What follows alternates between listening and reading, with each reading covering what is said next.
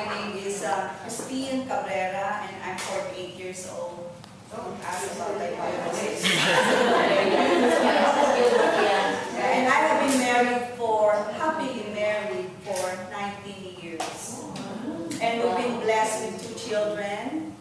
Kimi, who just turned 18, and in 2 weeks, she'll be going to college at UC Berkeley.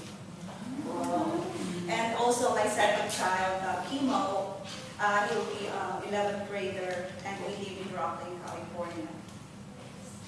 Okay, we moved here in the mainland in 2007. And that move I consider as a leap of faith. A leap of faith. Okay? My husband and I resigned from our job in Guam and said goodbye to the company who sponsored our working visa and eventually our green card. We came here hoping to get services for our youngest son, Kimo, who has severe autism. He's nonverbal. He has an age of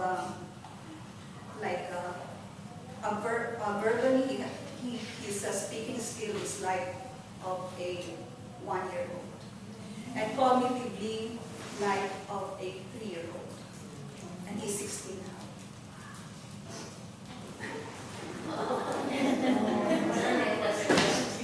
So, at the time when we moved here in 2007, we didn't know that there was already a recession. President Bush did not tell us. But, thankfully, after a month of job searching, my husband found a job in Vacaville. So after a few months of long and tiring commute, he was offered a job in Sacramento. So here. And with that new job, our financial status has improved. Praise God. Yes. We were able to move from a cramped apartment to a new house in Rockland. We were able to buy a car, new furniture, soft bed.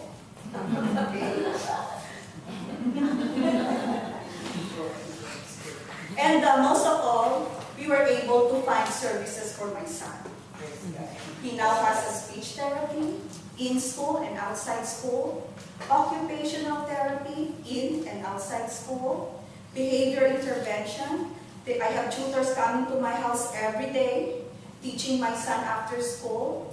And the Alta Regional Center even sent caregivers or respite workers to take care of my son while my husband and I go on a date.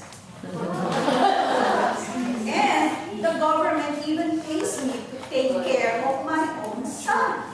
Wow. Yes, only in America.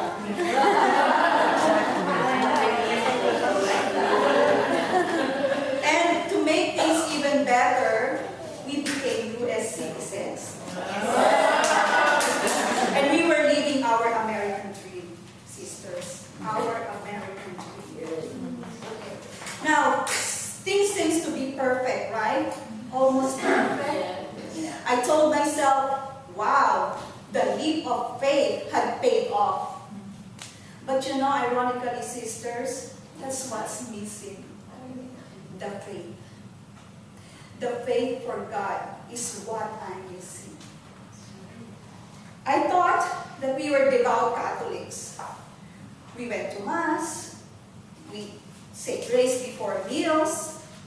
And I'm even Facebook, Instagram, and Twitter friends with priests, nuns, and other religious people.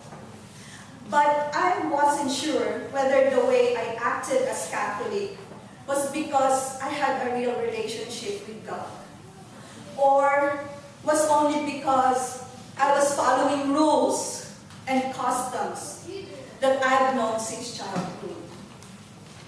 But clarity came with a call, literally a call, phone call. Okay?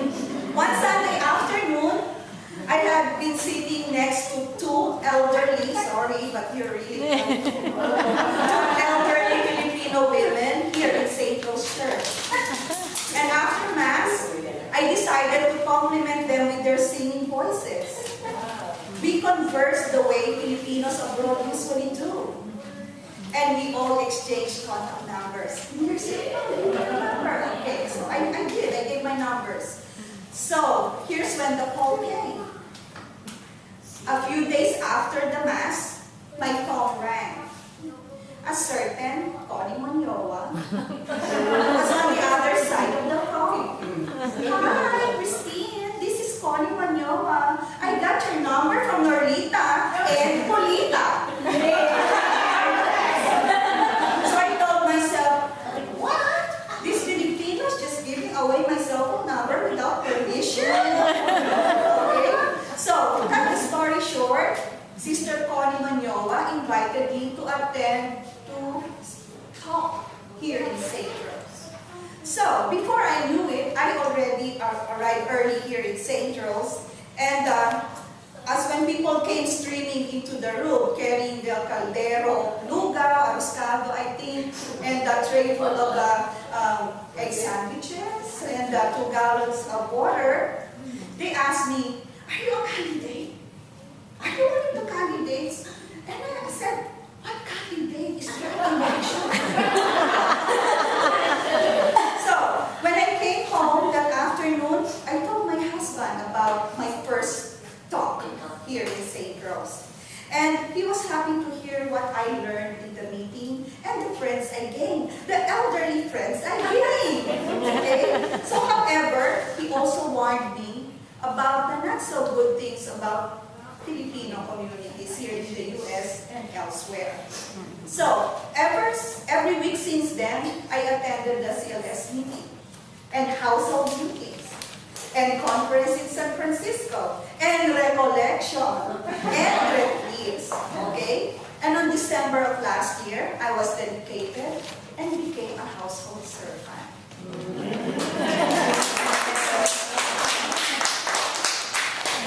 Sisters, I continue with my life even happier than before. Because I found what I was looking for, the spirituality.